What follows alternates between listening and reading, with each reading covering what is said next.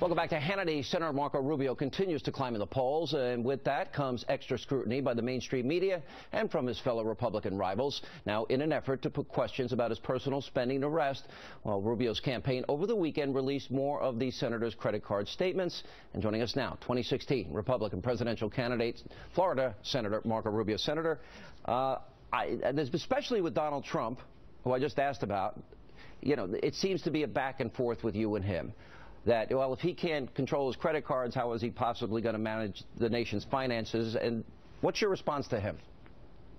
Well, look, I'm not sure someone who's like Donald Trump that's taken 4 companies into bankruptcy should be lecturing anyone about finances. I think what he's referring to is the credit card statements from my time as the leader of the Republican Party House campaigns. We've released those, and they show that what I've always said, and that is the overwhelming majority of the expenses on that card that was secured under my personal credit were for political uses, and any time there was a personal expense, I paid for it. The party never did. This is an issue we dealt with back in 2010 when Charlie Crist tried to raise it. But I think it's more of an effort, particularly from the left and some in the media, to distract from the central issue of this campaign, which is the finances of the American people. You know, we have millions of people in this country that have given up looking for work. We have record numbers of people under Barack Obama living on government dependence. The unemployment numbers among minorities and young people are higher than among the general population. For the first time in 35 years, we have more businesses failing than starting. This is what this campaign needs to be about. We should spend as much time as we can focused on those issues, which I know the left doesn't want to focus on because they want to distract from the failures of Barack Obama, failures that Hillary Clinton only wants to expand upon. Especially after the last debate, you are now third nationally in the Quinnipiac poll, the Wall Street Journal poll. 2 polls in Iowa now have you in 3rd place. 2 New Hampshire polls have you in 3rd place. Solid 3rd place behind Donald Trump and Ben Carson. How do you account for this rise, and how do you take it to the next level? Well, you know, one of the things I've never tried to do is spend a lot of time thinking about polls because they're going to go up and down. We've obviously been up in these polls, down, back up again and down. The only polls that matter are when they show up at that Iowa caucus and a week later in New Hampshire to vote. And between now and then, these voters are reserved the right to change their mind multiple times. So what I'm going to do is I'm going to focus on the message of my campaign. We'll answer questions and so forth, but we're going to focus primarily on what this campaign is about. And for me, it's about the millions of people that are saying to themselves, we feel like we no longer even belong in our own country. We have a government that's completely out of touch, people with traditional values ostracized, demonized, called haters and bigots. We have an economy that leaving people struggling with the daily cost of living, young Americans straddled with student loans, businesses that can't survive, small business formation in America is down. And then around the world we're being humiliated by the Chinese, by Vladimir Putin, by Iran, by radical jihadists. These are the issues that people are really upset about, and it seems like no matter who we elect, nothing changes. That frustration needs to be met. So we need to be realistic about our challenges. So you got elected president of the United States. I agree with you. I feel the same way about the nearly 95 million Americans out of the labor force, 50 million in poverty, 46 million on food stamps, median income down, health care costs up. People are really suffering and struggling. So your first 100 days, you'll do what to get the economy back rolling so it will help those people? I mean, on my first day in office, we're going to repeal those EPA rules like the Clean Power, the Waters of the U.S., all these ridiculous environmental rules that are destroying not just the energy sector, but American economic growth. I'm going to order every government agency that's working on Common Core to cease and desist. We're going to immediately move, for example, to stop any taxpayer funding of abortions, whether it's in the United States or abroad. We're going to stop any efforts to close Guantanamo and try to transfer these terrorists either to the United States or in some cases releasing them to other countries. And we're going to cancel the deal with Iran. On my first day in office, we will reimpose those sanctions. And that's just my first day in office. And all of that will come after I put my left hand on the Bible and my right hand in the air and swear to uphold the Constitution of the United States. And unlike the current president, I will actually mean that when I take that oath. You came in 2010 as a Tea Party conservative.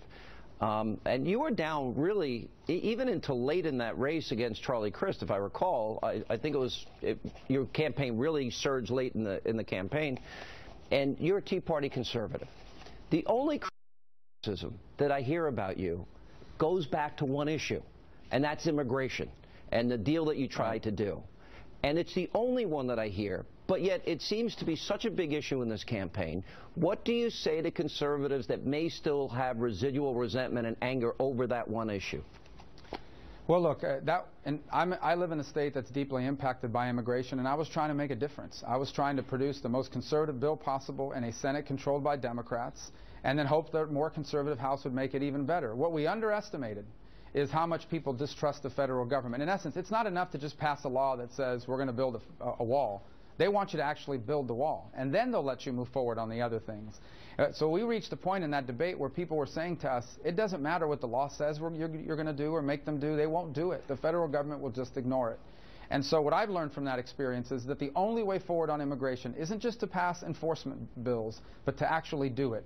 You're going to have to prove to the American people, not just that E-Verify has been implemented, not just that entry-exit tracking system is implemented, and not just that the wall has been built. You're going to have to prove that it's working, that illegal immigration numbers have come substantially down. And if we do that, then I think people are going to be very reasonable about how we modernize legal immigration so that it's more about merit than about family, in other words, let me ask basis. Let me do a follow-up in this way. I think what you just said about stopping the Iranian deal, the things you do with the EPA, your first day in office, I think is very appealing to conservatives who are going to be voting in this primary.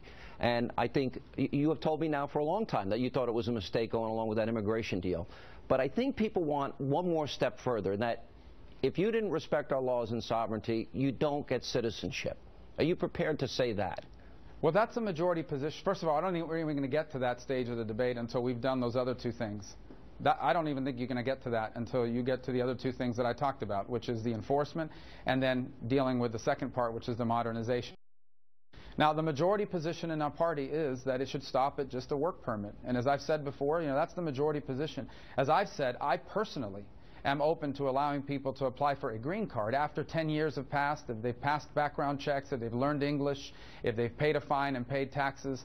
In 10 years after all of that has happened, I'm personally open to allowing people to apply for a green card. That is not a majority position in my party, and so I don't know what the circumstances are going to look like in 10 or 15 or 20 years from now, whenever that process begins. But before any discussion, just to be clear, before any discussion of this, the borders will be 100% secure. Before you even are willing to talk about it. It's not even about discussion. You can't even move to the second step, which is modernizing legal immigration, until you haven't just passed laws on enforcement. You have to put it in place, and you have to prove that there are results. And if the American people see, okay, there are results, it's actually happening, then you've been able to deal with that distrust that they have. You can't say, trust us, we're going to do it. It has to happen. They have to see it. And when that's happened, I think that's the key that unlocks the door to the other reforms that are needed, like the one that I think is really important. We have to change our legal immigration system to a merit-based system. In the 21st century, people should be coming here on the basis of what they can do, what skills they have, not whether or not you have a relative living here. That's a dramatic and important change for us to make because it reflects the realities of the 21st century economy. All right, Senator, good to see you as always, and good luck in the debate tomorrow night. We always appreciate your time. Thank you. Thank you.